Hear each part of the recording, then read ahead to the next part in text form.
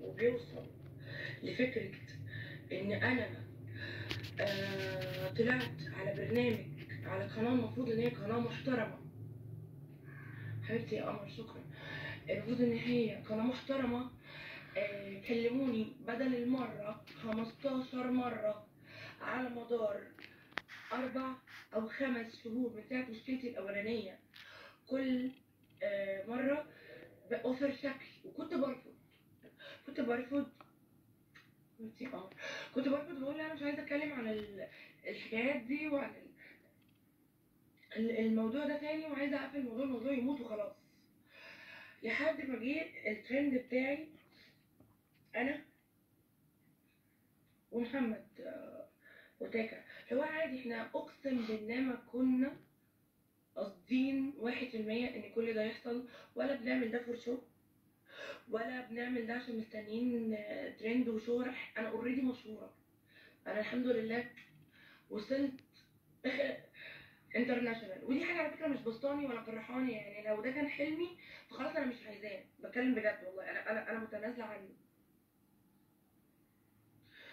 ده بقى كابوس بالنسبه لي. انا نفسي اسمع عن نفسي خبر كويس، وكل مره انا بلاقي اقسم بالله ما بعمل حاجه. يعني ماليش ذنب في حاجه. يعني هل تتخيل او تتخيل يا راجل يا محترم يا متعلم يا مثقف، سواء يا محامي ولا يا دكتور ولا لكل الناس اللي طلعوا بتوع السوشيال ميديا ولا بتوع الرياكت، اللي هم اصلا بياكلوا عيش على قفا سيره البنات وسمعتهم وشرفهم وخوض في عرضهم. انت بتاكل عيش وتاكل بيتك وتدخل بيتك فلوس ومال من الكلام على دي وعلى دي وعلى دي وعلى دي. فلو بتطلع بتنتقدني وبتقول عليا او بتعيب فيا بشيء 1%، فبص لنفسك بجد. بصوا لنفسكم. انتوا ازاي كده؟ وستات كتير، ستات بنات واحده صاحبه بيج.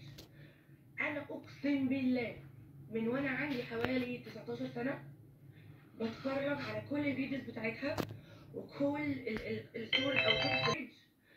انا اقسم بالله من وانا عندي حوالي 19 سنه بتفرج على كل الفيديوز بتاعتها وكل الستوريز او القصص اللي هي بتعملها. بيج معروفه بتاعت قصص خياليه يعني على شكل كرتون.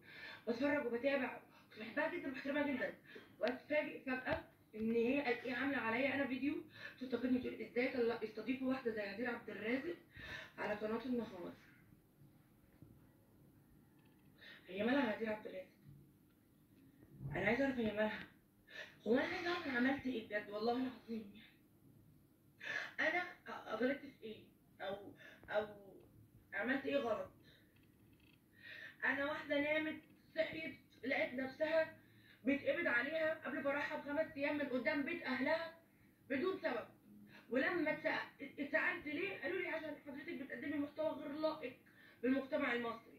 قلنا اسفين وحقكم علينا وعلى راسنا من فوق. وكده كده انا بقالي سنتين مبطله فيديوهات ومش هطلع على السوشيال ميديا تاني وشكرا. انا القضاء كده كده كان عادل، وكان الحمد لله ربنا وقعني ناس محترمين يحكموا في امري. وطبعا كل شيء بيد ربنا في الاول وفي الاخر. وخرجت عشان اخرج بقى اتجوز واعيش حياتي زي البني ادمين. الاقي نفسي فضحت فضيحه ام المطهر رش الملح 7 مرات، فضيحه بجلاجل ملهاش ام من اخر. انا لحد دلوقتي وانا قاعده مع نفسي يا جماعه، هو انا بجد ده في الموقف ده انا مش مصدقه. ولا في ناس طلعت تقول لك ده اكيد هي مستفاده، هي اصلا مبسوطه على هواها.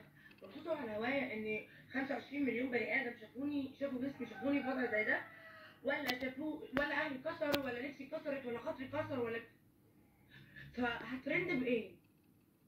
يعني ايه ترند في كده بالنسبه لي؟ او ايه اللي يفرح؟ ولا